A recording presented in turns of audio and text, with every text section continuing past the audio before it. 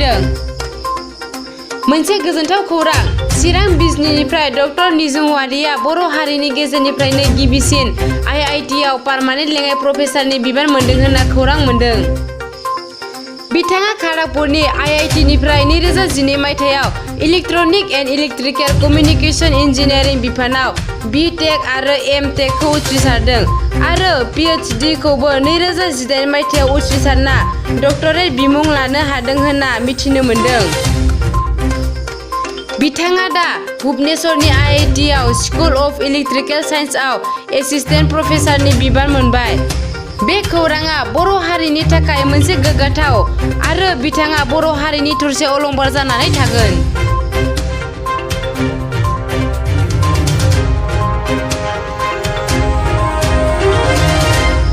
Assam higher secondary education काउन्सिलआ मैया 19 जुनआव बिहुखौ HS थाखोनि थाखाय इलेक्टिभ साबजेक्ट महरै फोसावबाय। बेखौ सोलोंथाइ बोसोर 2020 मायथाइनिफ्रायनो जागायगोन होनना खौरां मोनदों।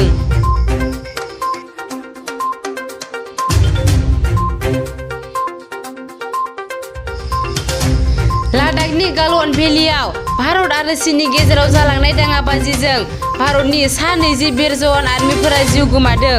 बिसोर मुंख्लंफोरनि मुङाव मैया 19 जुन खालारखालि दुलाराय बर' फरायसा आफादनि गाहाय मावखुलि बड'फा हाउसआव आरो गुबुन गुबुन जिल्ला आनसलिकनि गाहाय मावख'आव आलारि बाथि आरो केन्डेल लाइट सावना इसोरनिसिम गेदेमा मुंख्लंफोरनि जिउमाया सोरगोआव आलो गोजोनै जायगा मोनहैनायनि आरज गाबदों।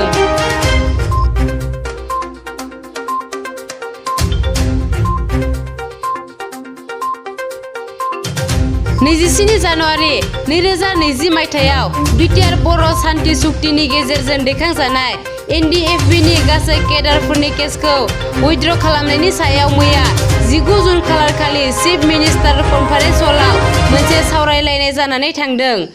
लोगोसे बे केसखौ उइथड्र खालामनायनि प्रसेसा जागायजेनसिगोन होनना मन्त्रि चन्दन ब्रह्म बिथाङा बुंदों।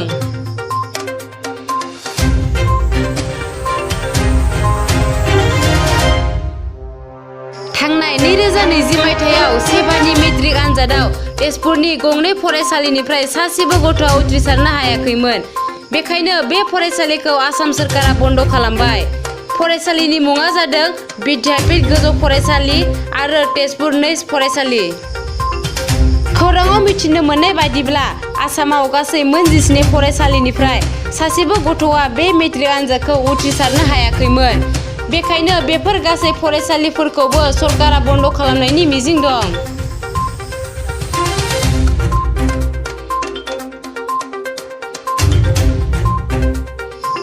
मैया 19 जुन मोनाबिलिनि 5 रिंगायाव लादाखनि भारत चीननि LAC नि गेजेराव जालांनाय हिंसायारि दाङाबाजिनि सायाव भारतनि गाहाय मन्त्रि नरेन्द्र मदिआ अल पार्टीनि मिटिं खुंनाय जानानै थांदों।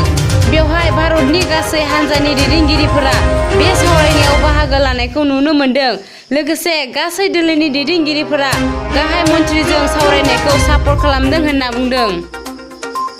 चीन हादोरा भारतनि 1 इन्सिबो हा लानो हायाखै होनना मन्त्रि बिथाङा बुंदों।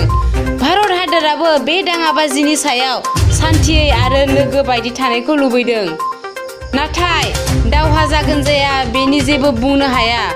भारत हादोरनि रौनिया सान्थ्रिफोरखौ बेनि थाखाय जेब्लाबो थाग थियारि थानो खावलायदों, जायनि थाखाय लादाखनि बर्डारनि अख्रां बिखायाव गोबां आर्मिफोरनि बिरखं बिरनाय नुनो मोनदों होनना खौरांनि गेजेरजों मिथिना मोनदों।